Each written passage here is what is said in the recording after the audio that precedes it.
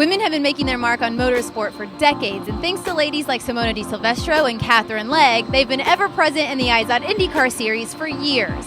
But there is one lady who fans may fail to notice. Say hello to Anna Chatten from Panther Dreyer and Reinbold Racing. Basically, I am the gearbox mechanic for the number 4 car. So on a race weekend, I'm responsible for changing gear ratios in between sessions.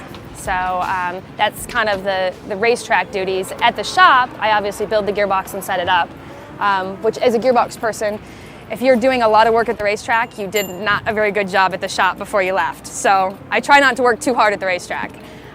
During the race, during pit stops, I actually do the air jack. So I run out and plug in the car and wait for the boys to get their business done and hopefully drop it in 5 seconds. So how does a girl who grew up the 4th kid in a family full of sisters, playing with Barbie dolls and still paints her fingernails, find not only the racetrack, but her forte working on gearboxes? With a little nudge from Dad, of course. My dad was an old motorcycle racer, and he bought a go-kart after he retired from racing motorcycles and took me to the go-kart track, and I saw other little boys doing it, and I wanted to give it a shot. He wasn't too excited about it at first, but I told my mom, and she said, well, you have to let her try.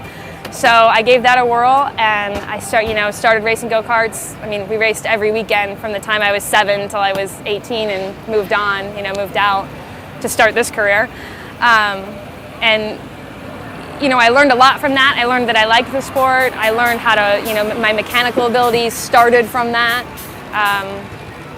And I guess I owe that to my dad. Some days I thank him and some days I don't, depending on how my day's going. Hitting the track from an early age meant no time to develop a girls can't do that attitude. When the crew shirt goes on, Anna's just another one of the boys. And her friends and family pretty much see it that way too. Not much offends me anymore. So, no, I don't think I've ever seen myself as a trailblazer. To me, it was what I wanted to do, and I wanted to do it for the same reasons that every other guy that works in the sport does, So no, I don't really consider myself a trailblazer. I wish there was more girls that did it. I don't enjoy being the only one. I wish there was 10 more of me. So that's what I'm hoping for. Never had another professional job outside of motor racing. So I think that most people, racing was always such a part of my life, even when I was a kid, that no one's really known me to be involved in anything else. So I don't think they think anything of it. I sure don't. So maybe that's why I don't think anybody else does.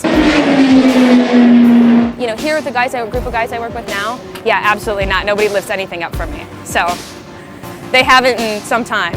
I definitely am very content doing what I'm doing now.